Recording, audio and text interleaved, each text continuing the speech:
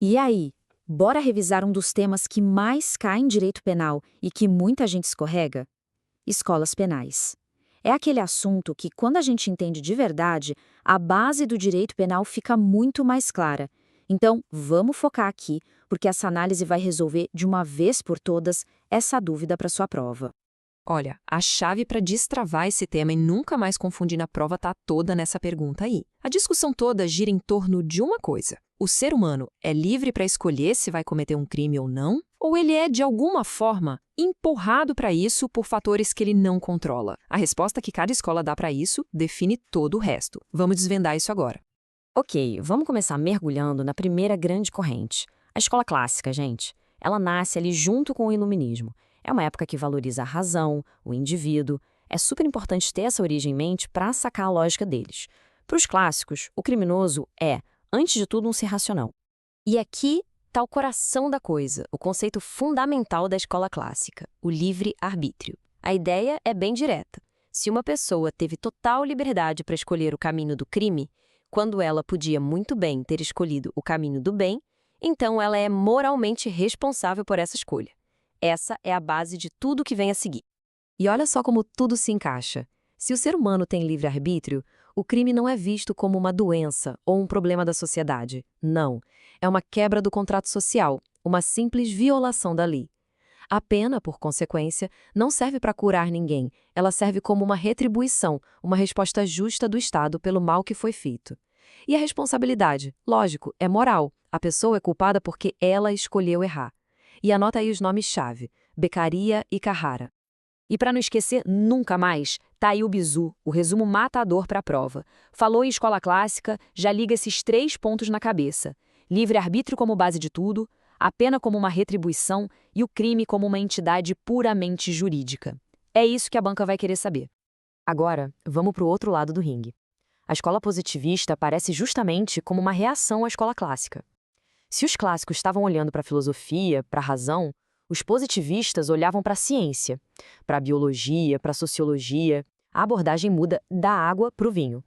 E aqui está o conceito que bate de frente com o livre-arbítrio, o determinismo. Para os positivistas, o criminoso não escolhe ser criminoso, ele é levado, ele é determinado a cometer o crime por fatores que estão totalmente fora do controle dele. Podem ser fatores genéticos, como dizia o Lombroso, ou sociais, como defendia o Ferri. Aquela ideia de liberdade de escolha, para eles, era pura ilusão. Percebe como a lógica vira de cabeça para baixo? Se o crime é determinado por fatores externos, ele deixa de ser uma questão jurídica e passa a ser visto como um fenômeno da natureza, um fato social, tipo uma doença.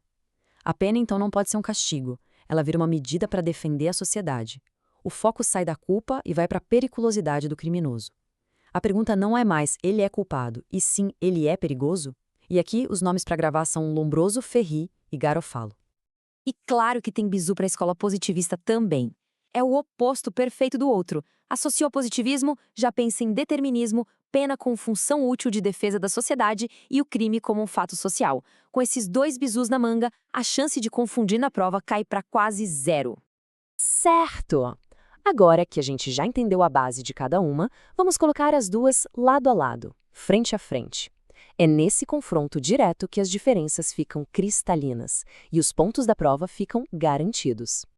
A primeira e maior de todas as diferenças está aqui, na concepção do ser humano. Para a escola clássica, ele é um ser racional, livre para decidir. Já para a positivista, ele é um ser condicionado, determinado. Toda a teoria de cada escola parte desse ponto. E se a visão sobre o homem é diferente, a visão sobre o crime também vai ser. Para os clássicos, se o homem é livre, o crime é uma escolha que quebra a lei, é uma coisa abstrata, jurídica.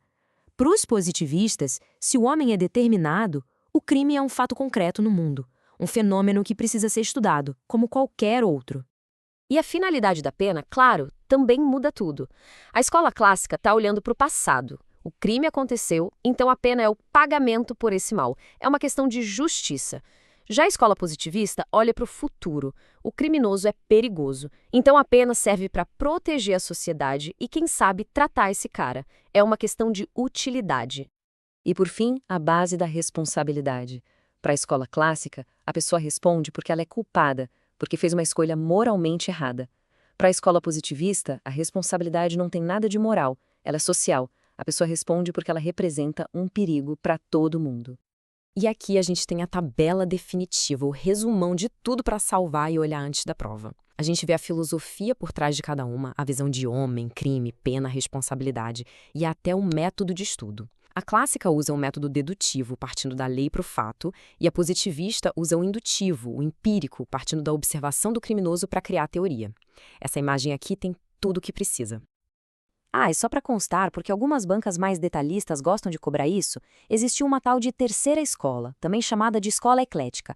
A tentativa dela foi justamente criar uma ponte entre esses dois mundos, sabe? Ela tentou conciliar o livre-arbítrio e o determinismo e propôs uma pena que tivesse uma dupla função: retribuir o mal feito, mas também prevenir novos crimes. Foi uma tentativa de meio termo. Beleza, a teoria está entendida. Agora, o mais importante de tudo. Como é que a gente transforma esse conhecimento em acertos na prova? Vamos ver exatamente onde as bancas gostam de apertar. O examinador vai tentar criar uma pegadinha exatamente aqui, nesses 5 pontos. A questão vai misturar o conceito de pena retributiva, que é da clássica, com um determinismo, que é da positivista. Ou vai dizer que, para a escola positivista, o crime é uma violação ao direito. O trabalho é identificar qual conceito pertence a qual escola. Se dominar essas 5 batalhas, o caminho para gabaritar fica muito mais fácil. Vamos ver um exemplo prático, uma afirmação que estaria certíssima numa prova. Repara como ela junta os 3 elementos centrais da escola clássica de um jeito coeso. É exatamente esse padrão que a gente precisa procurar na hora de resolver as questões. E aqui, a gente desmonta a lógica da resposta. É quase um checklist. A finalidade da pena é retributiva? Check. Escola clássica? O fundamento é o livre-arbítrio? Check. Escola clássica. O crime é uma violação ao direito? Check. Escola clássica. Se todas as peças do quebra-cabeça se encaixam, a alternativa está certa. As erradas vão sempre tentar botar uma peça da outra escola no meio. E para a gente fechar, fica uma reflexão. Embora o nosso Código Penal tenha uma base bem clássica, com essa ideia de culpa e retribuição, a nossa Lei de Execução Penal já tem uma pegada bem mais positivista, falando em ressocialização, em defesa social. Esse debate antigo entre dar o troco pelo mal feito ou defender a sociedade continua super vivo e molda a nossa justiça até hoje.